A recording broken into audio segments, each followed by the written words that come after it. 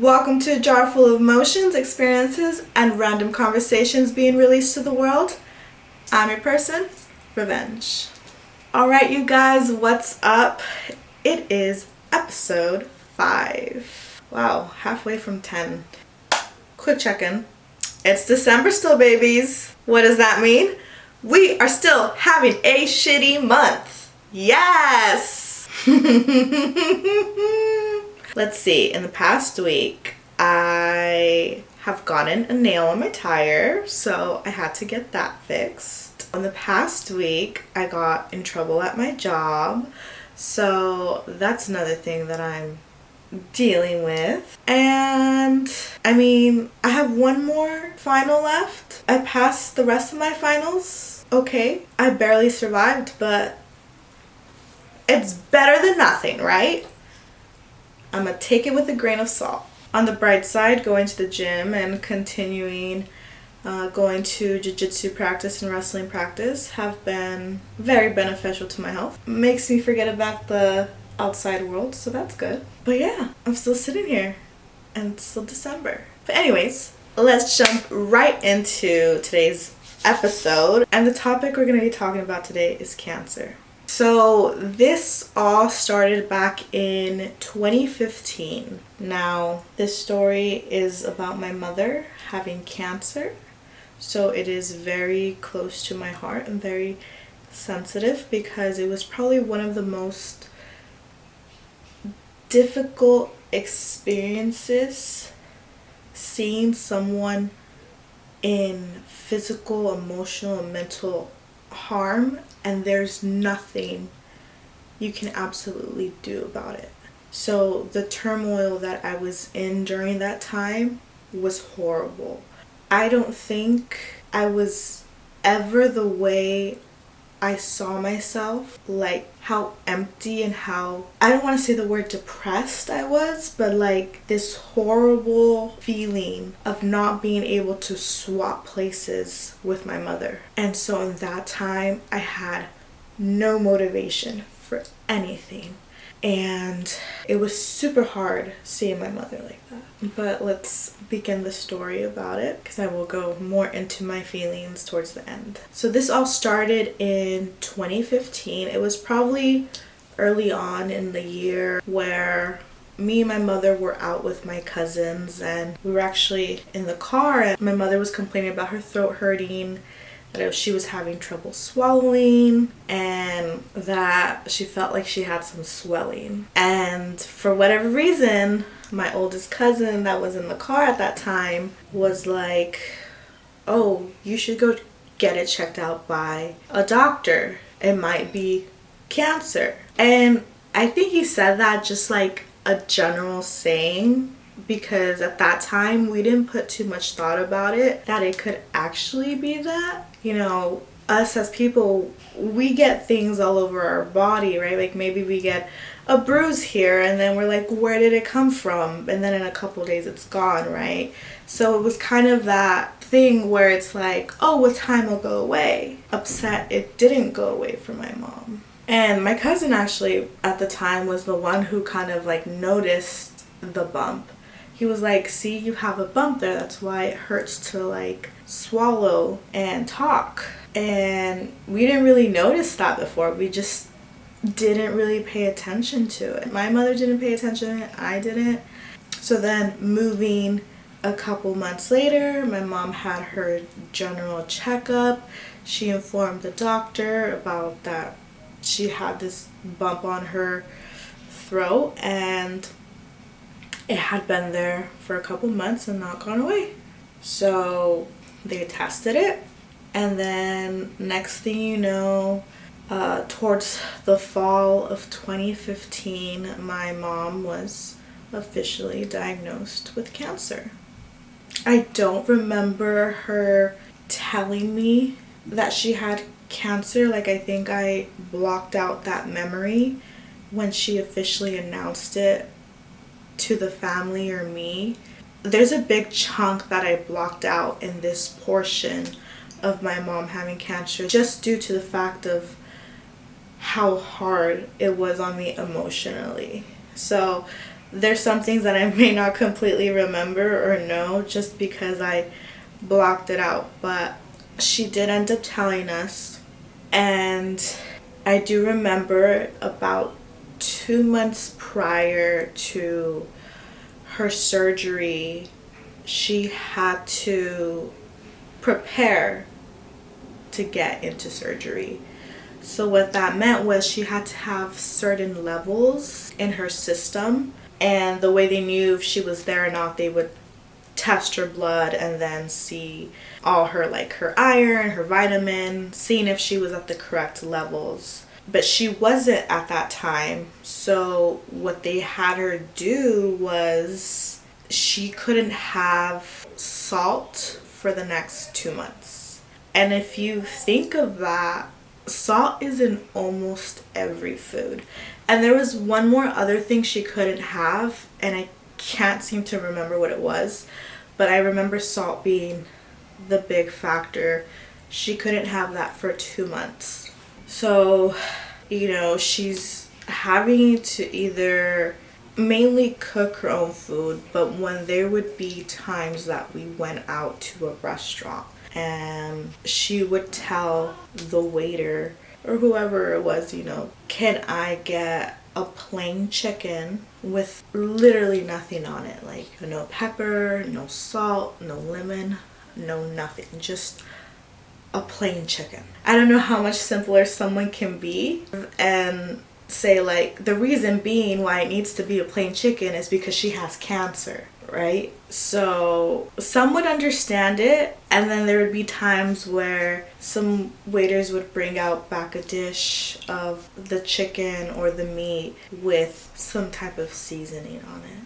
And internally, me at that time, I would get angry because it's like, she just told you no salt on it. And I think on top of the salt, it was a strict diet. And I think that's what the other thing was. Now that I'm kind of remembering, it had to be very specific what she had to eat. So I would just get angry because it's like, what do you not understand about that? And I wasn't angry at the waiter. I just think I was angry at the whole situation happening to my mother, who doesn't deserve something like this.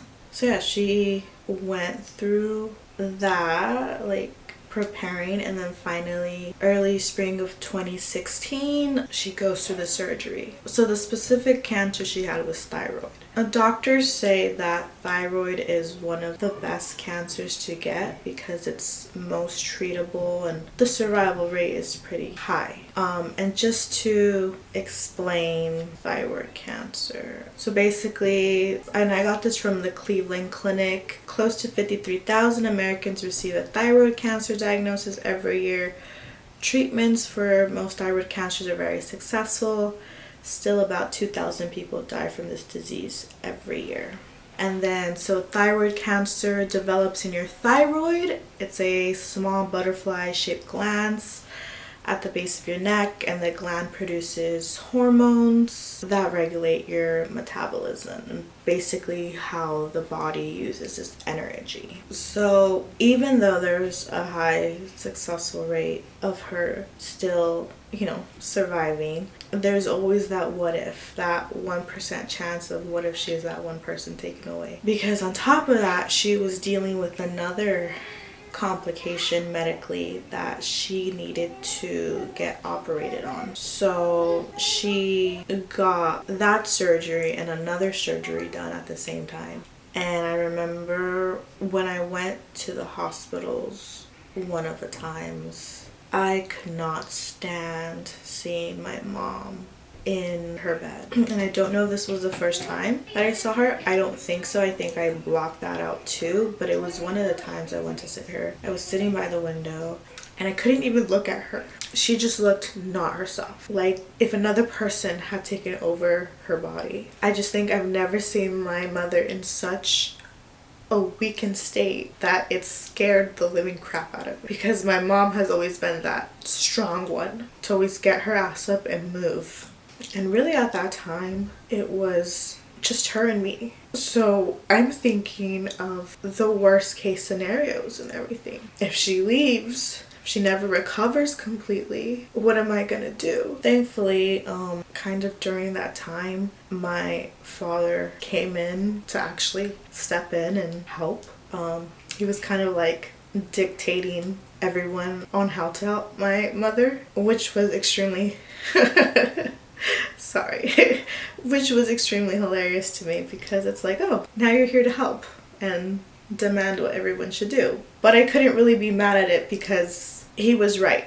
Her family needed to step in at that point to help her. It was, like I said, only me and her. At that time I was only 14, 15. So I get it. The hardest parts of going to the hospital was she would try to drink water and she would start choking. And that would kill me, because it was like, God damn it.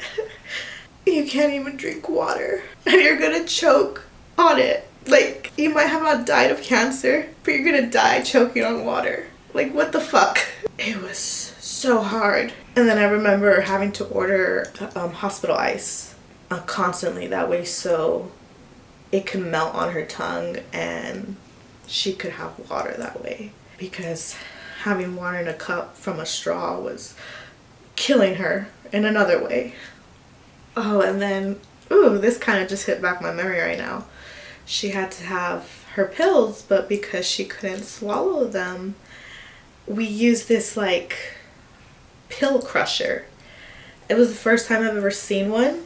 You would open it up. It was kind of like, you know, when you put a ring, like a ring in a jewelry box and you can close it. It was kind of like that, except it was in a circle. And you put the pill in the middle and then it clamps down and you break it, and it kind of turns into powder. So we had to do that every time she needed to take her pills, and then pour in her Jello or her yogurt and then feed it to her like that. That was another hard thing to do. Man, that just kind of unlocks. I forgot that we had to do that. And finally, when she was discharged, she had to stay home for a couple of months and recover, obviously. And like I said, that was the first time in my entire life that I was frightened. I had to be very careful with my mom, anything I bought, with my feelings, having any outbursts at school. Like, I was taking this to school with me, and that was eating me alive, because people noticed my difference in attitude and behavior. I would sit there in class and you could see that I was depressed or something was going on with me, and I didn't feel like doing anything. You know, the thought of not being able to hear her voice again just consumed me, because she couldn't talk. She could not talk. And she wasn't able to until a couple months later, and she had to go into speech therapy, and she was going in twice a week for a few months, and then slowly it went down to once, and then it went down to twice a month. So with time she slowly did regain her voice, but that was extremely hard. You know, not hearing your mother's voice talking to you, nobody should have to go through that. You know, I do want to thank someone who helped me throughout this whole time. While I was in the shits, Mr., who is the person that helped me continue and not do something stupid at that time, was him. He had personally gone through a family member who had cancer and passed away. So I think in that moment, he was there for me in the best possible way that he knew he could. And I relied on that love and generosity so much from him that without him, I honestly don't know what would have happened with me. I was a complete wreck, and he just knew how to be that support person during that time period, especially at school, where this was eating me alive. And I don't think he knows how embedded I am to him, or grateful to him, that I feel like I still owe him something. Because like I said, a big thing in my life where I was learning how to cope in my own. When my mother is my everything and she's my go-to for everything, who do you then turn to? Because at that time, I didn't really have the closest friends or best friends. I was still trying to figure myself. So if Mr. ever listens to this, thank you. And in the future, I will probably be dedicating an episode to you. But it means a lot that you were there for me during one of the top 3 difficult moments in my life. And I remember trying to distract myself as much as I could during school. So I decided to try out for cheer. And the biggest reason why I did was because my mother was a cheerleader. And I wanted to make her proud in her seeing me as a cheerleader since she was one. So as much as I didn't want to do that because I was a wrestler in high school, I did it for her. I tried out and I got in. I did not think I was going to get in, but I did.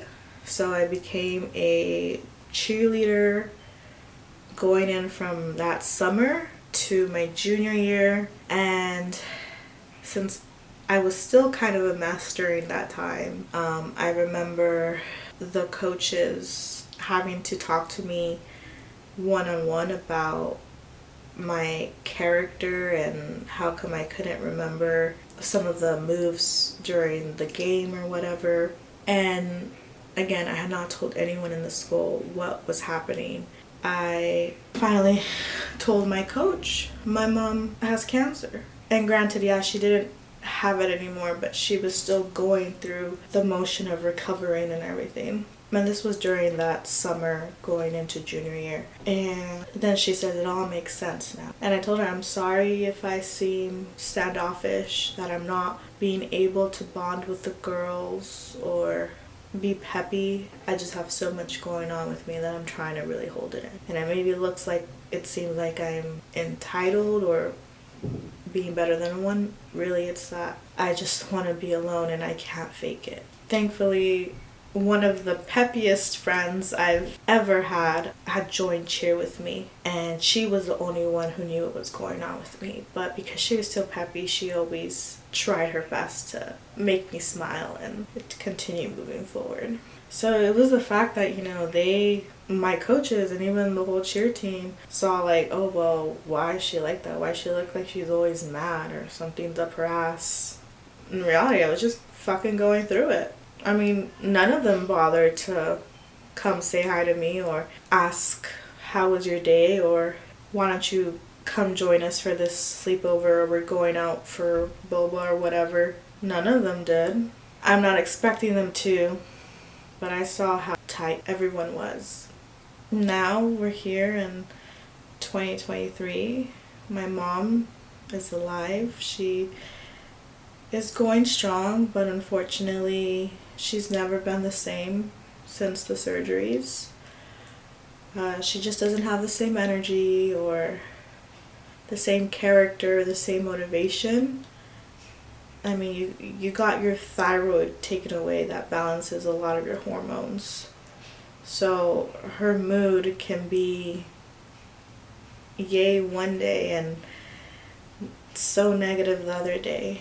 And it's a consistency of dealing with that and trying to be patient with her. She got something taken away out of her body. And on top of that, she told me, I think one of her vocal cords kind of got cut. So I know that hurt her a lot because she loves singing, and that kind of got taken away from her. I'm thankful that she's still alive. She does get yearly checkups now just to make sure that the cancer hasn't come back. I couldn't be more fortunate to have my mother still in my life with me because she's my rock. Whether I'm mad at her, whether she's mad at me, I know I can always run to her, and she will always give me the best advice for me. Well, that's it for today's episode. Make sure to follow us on Instagram and TikTok, Cat's Jar. Give us a like, comment, or follow on Spotify, and subscribe to our YouTube. Don't forget, you are the jar, and everything in the jar makes you unique. So keep jarring.